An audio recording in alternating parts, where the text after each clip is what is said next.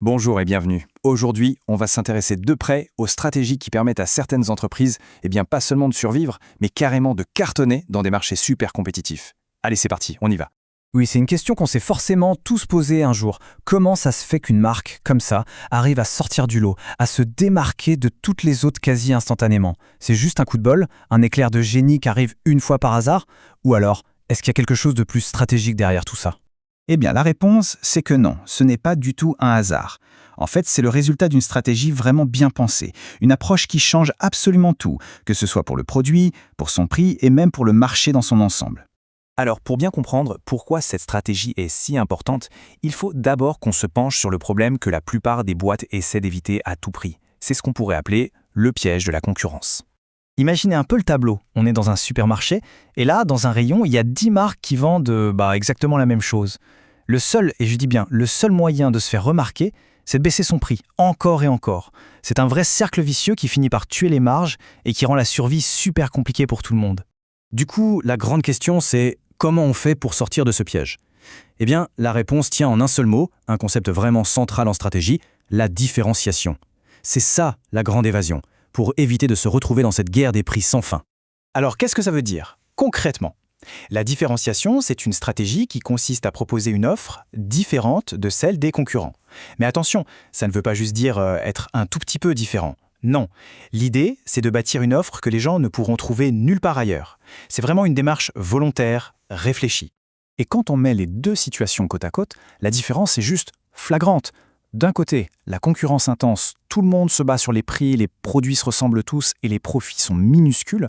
De l'autre côté, avec la différenciation, on a une offre unique, ce qui permet de pratiquer des prix plus élevés et de se créer une sorte de monopole temporaire.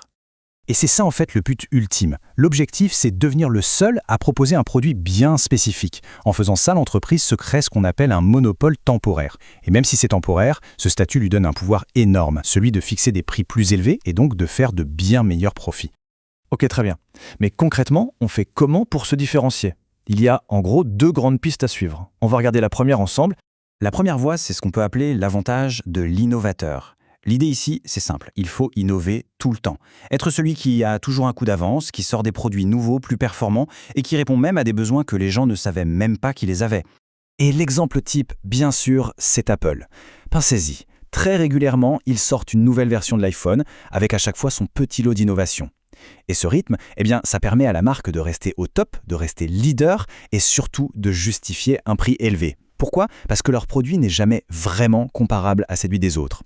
Passons à la deuxième voie possible, le jeu du haut de gamme. Là, on n'est pas forcément dans la course à la technologie de pointe. Non, ici, tout repose sur la qualité perçue et sur la force de la marque. Le but, c'est de proposer des produits de qualité supérieure, qui sont portés par une image de marque hyper forte et reconnue.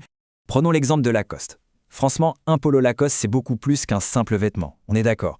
C'est un symbole de qualité, un certain statut. C'est la marque elle-même qui devient la différence principale. Et ça permet à l'entreprise de ne pas se faire comparer directement sur le prix avec n'importe quelle autre marque de vêtements. Bon, on a bien vu que ces stratégies sont super pour les entreprises.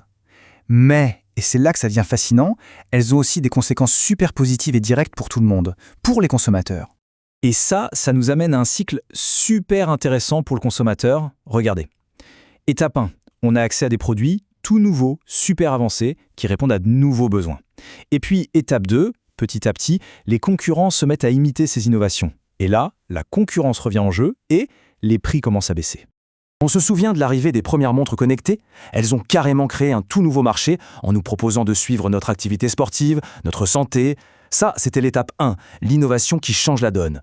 Et aujourd'hui, qu'est-ce qui s'est passé? Eh bien, la technologie s'est répandue partout. Plein d'entreprises ont imité les premières et maintenant, on peut trouver des modèles pour une bouchée de pain. On parle parfois de seulement 20 €. C'est exactement ça, l'étape 2 en pleine action. Et c'est ça la grande conclusion à retenir de tout ça. La stratégie qu'une entreprise met en place aujourd'hui pour se démarquer, c'est la technologie abordable pour tout le monde demain. Cette recherche constante de la différence, c'est le moteur qui nous permet au final d'avoir accès à des technologies géniales pour de moins en moins cher. Alors pour finir, ça nous amène à une petite question. Si on regarde les innovations d'aujourd'hui, que ce soit l'intelligence artificielle, la réalité augmentée, peu importe, laquelle, à votre avis, va suivre exactement ce même cycle? Laquelle va devenir un truc complètement banal et pas cher d'ici 5 ans? La réponse, en tout cas une partie, se trouve dans les stratégies qu'on vient de voir ensemble.